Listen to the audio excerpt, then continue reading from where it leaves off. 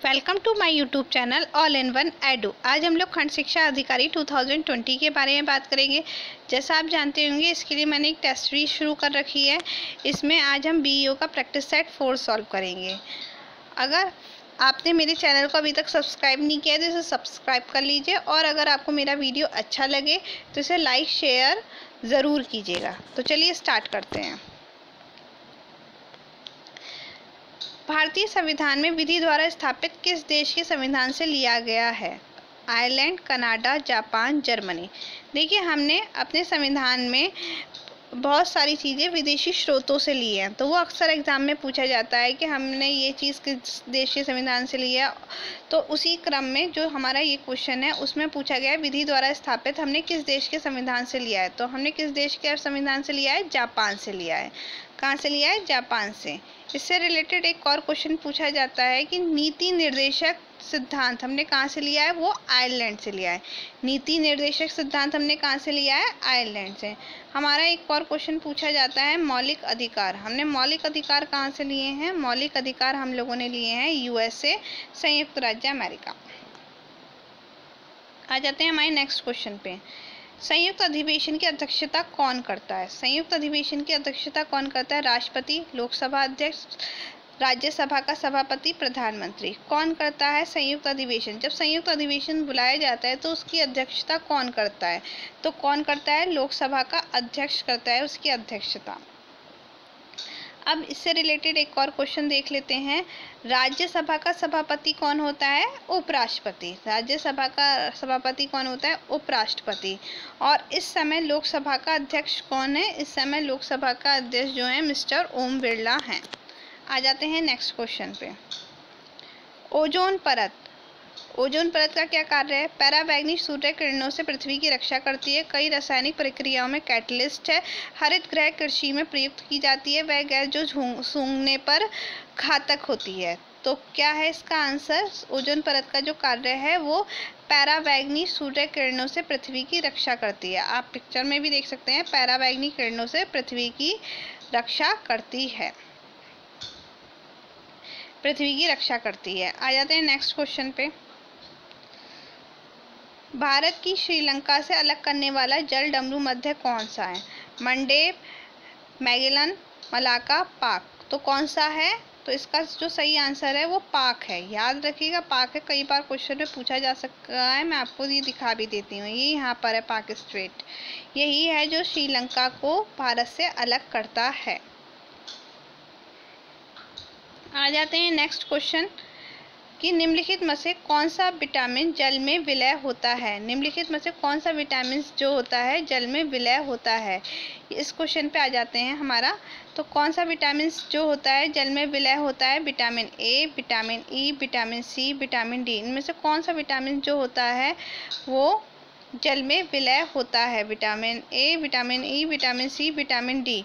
तो कौन सा होता है? इसका जो सही आंसर है वो है विटामिन सी। कौन होता है? विटामिन सी होता है। आप लोग इससे एक और पॉइंट याद रखिएगा। ऐसे दो विटामिन होते हैं जो कि जल में विलय होते हैं। एक तो विटामिन बी होता है और एक सी होता है, और बाकी सब वसा और कार्बनिक घोलकों में घुलनशील होते हैं। तो इसका जो आंसर हो जाएगा वो हो जाएगा सी, विटामिन सी। लाला लाजपत राय किसके विरुद्ध प्रदर्शन कर रहे थे जब वे पुलिस की बर्बरता का शिकार हुए? लाला लाजपत राय जो है किसी चीज़ का विरोध कर रहे थे जब वो पुलिस की बर्बरता का शिकार हुए थे। तो किस चीज़ का विरोध कर रहे थे? रॉलेट अधिनियम, मार्ले मिंटो सुधार, पिट्स अधिनियम, साइमन कमीशन। तो वो किस चीज़ का विरोध कर रहे थे? वो साइमन कमीशंस का विरोध कर रहे थे। वो लोग साइमन कमीशन का विरोध कर रहे थे। किसका विरोध कर रहे थे? साइमन कमीशन का विरोध कर रहे थे जब वो पुलिस की बर्बरता का शिकार हुए थे। आ जाते हैं हमारे नेक्स्ट क्वेश्चन पर। आगरा नगर की स्थापना की। आगरा नगर की स्थापना किसने की? सिकंदर लोदी, खिज़्र खां, बहलोल लोदी, फिरोज तुगलक। किसने की थी आगरा नगर की स्थापना? तो देखिए, आगरा नगर की स्थापना जो है वो की थी सिकंदर लोदी ने। सिकंदर लोदी ने की थी आगरा नगर की स्थापना। और ये जो सिकंदर लोदी हैं ये किस वंश के लीडर थे, किस वंश के लीडर थे? तो ये जो है लोदी वंश के लीडर थे। और इसका जो लोदी वंश की जो स्थापना की थी वो किसने की थी? बहलोल लोदी ने की थी। और ये सल्तनत पीरियड का टाइम है, सल्तनत काल का टाइम है। और सल्तनत काल का जो अंतिम वंश था वो कौन सा था? लोदी वंश। देखिए सल्तनत काल के 5 वंश थे जिसमें अंतिम वंश लोदी वंश था। लोदी वंश की स्थापना किसने की थी?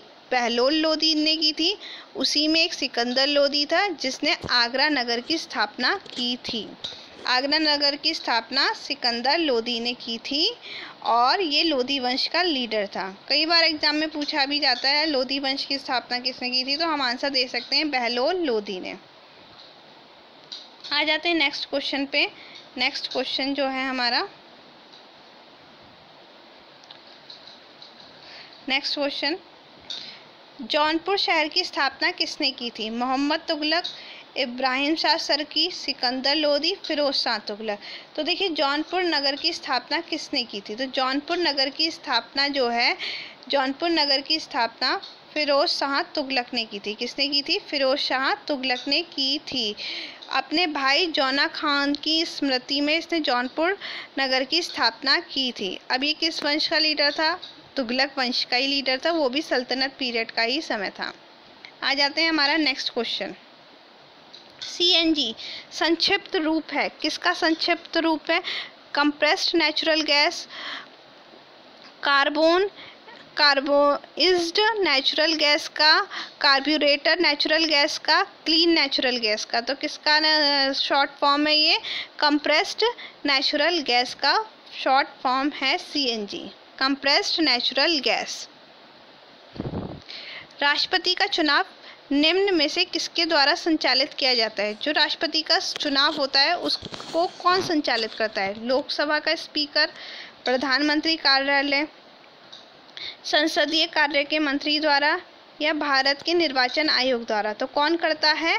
इसे करता है भारत के निर्वाचन आयोग द्वारा संचालित किया जाता है। आ जाते हैं हमारे नेक्स्ट क्वेश्चन पे। समान आवेश में होता है, समान आवेश में क्या होता है? आकर्षण होता है, आसंजन होता है, प्रतिकर्षण होता है और संसंजन होता है। तो क्या होता है? क्या होता है? समान आवेश होते हैं। तो देखिए अगर समान आवेश होंगे तो उसमें प्रतिकर्षण होगा। उसमें क्या होगा? प्रतिकर्षण। आप देख सकते हैं अगर समान प्लस प्लस आवेश है तो उनमें प्रतिकर्षण होगा, माइनस माइनस आवेश है तो उसमें भी क्या होगा? प्रतिकर्षण। लेकिन अगर प्लस माइनस है, अगर प्लस माइनस है तो उनमें क्या होगा? आकर्षण होगा। इसमें दिया हुआ है देखिए, ये एक दूसरे की तरफ अट्रैक्ट हो रहे हैं और ये एक दूसरे से भाग रहे हैं, यानी कि प्रतिकर्षण जब समान होंगे, प्लस प्लस होगा तब क्या होगा? प्रतिकर्षण। या फिर माइनस माइनस होंगे तब भी क्या होगा? प्रतिकर्षण। लेकिन जब अलग अलग आवेश होंगे तब क्या होगा? आकर्षण। आ जाते हैं नेक्स्ट क्वेश्चन पे। वस्तुओं का आवेश किसके स्थानांतरण के फलस्वरूप होता है? किसके स्थानांतरण से वस्तुओं में आवेश होता है? तो क्या चीज़ का स्थानांतरण होता है जिससे कि कोई भी वस्तु आवेशित होती है? Electron, positron, proton, neutron. तो कौन होता है? इलेक्ट्रॉन। किसके स्थानांतरण से होता है? इलेक्ट्रॉन के स्थानांतरण से होता है। आ जाते हैं नेक्स्ट क्वेश्चन पे। निम्नलिखित में से कौन सी राशि सदिश नहीं है? इसमें पूछा है सदिश नहीं है। विस्थापन, वेग, बल, आयतन। तो इसका जो आंसर हो जाएगा वो हो जाएगा आयतन। आयतन जो है सदिश राशि नहीं है। सदिश राशि होता क्या है? सदिश राशि का मतलब क्या है? तो देखिए सदिश राशि जिसमें परिणाम तो होता है, मतलब कि उसमें परिणाम होगा लेकिन दिशा नहीं होगी। दिशा नहीं होगी तो उसे कहते हैं सदिश अदिश राशि। जिसमें परिणाम होगा और दिशा नहीं होगी उसे कहते हैं अदिश राशि। और जिसमें परिणाम के साथ साथ दिशा भी होती है उसे कहते हैं सदिश राशि। परिणाम भी होगा, दिशा भी होगी, उसे कहते हैं सदिश राशि। जिसमें परिणाम होता है, दिशा नहीं होती, उसे कहते हैं अदिश राशि। अब इसमें जो ये तीनों हैं, इसमें परिणाम भी होता है और दिशा भी होती है, इसलिए ये तीनों की तीनों जो होती हैं वो होती हैं सदिश राशि। और आयतन क्या है? आपकी अदिश राशि। इसमें सिर्फ परिणाम होता है, उसमें दिशा नहीं होती है। यानी कि अगर 2 लीटर मिल्क है तो वो ऊपर ले जाएंगे तब भी 2 लीटर होगा, या कहीं भी इसे ले जाएंगे तो 2 लीटर ही होगा। ऐसे ही द्रव्यमान भी अदिश राशि है। अगर आप 2 किलो चीनी ला रहे हैं तो वो अभी भी 2 किलो रहेगी, और दुकान पे खरीदी थी तब भी 2 ही किलो रहेगी, उसमें कोई चेंजेस नहीं होते हैं। लेकिन जो भार होता है वो सदिश राशि होती है, जैसे जैसे हम ऊपर उठाते जाते हैं भार बढ़ता चला जाता है, तो वो सदिश राशि है। आ जाते हैं अपोहन। डायलिसिस का प्रयोग किस क्रिया को पूरा करने के लिए किया जाता है? डायलिसिस का प्रयोग किस क्रिया के लिए किया जाता है? कई बार आपने डायलिसिस सुना होगा, तो किस क्रिया के लिए किया जाता है? फेफड़े, हृदय, यकृत, वक्र। किस क्रिया के लिए किया जाता है? तो किसके लिए किया जाता है? वक्र के लिए किया जाता है, किडनी जिसे कहा जाता है किडनी। आ जाते हैं हमारे नेक्स्ट क्वेश्चन पे। हीमोग्लोबिन किसका महत्वपूर्ण घटक है? हीमोग्लोबिन किसका महत्वपूर्ण घटक है? आरबीसी, डब्ल्यूबीसी, पिटकाणु, जीव द्रव्य। तो हीमोग्लोबिन किसका पार्ट होता है? हीमोग्लोबिन जो होता है आरबीसी का पार्ट होता है। आरबीसी रेड ब्लड सेल, हमारे ब्लड के कुछ पार्ट होते हैं, रेड ब्लड सेल उसका पार्ट होता है हमारा हीमोग्लोबिन। आप देख सकते हैं रेड ब्लड सेल्स हैं और उसमें जो है हीमोग्लोबिन है, ये हीमोग्लोबिन है। हीमोग्लोबिन में आपका आयरन पाया जाता है। तो आरबीसी का जो पार्ट, हीमोग्लोबिन किसका पार्ट होता है? आरबीसी का होता है, हमारे ब्लड का पार्ट होता है आरबीसी। आरबीसी जो होता है हमारे ब्लड का पार्ट होता है। ब्लड में जो आरबीसी पाया जाता है उसका एक पार्ट है हीमोग्लोबिन। यही हमारे ब्लड को रेड कलर देता है। इसमें क्या होता है? आयरन होता है।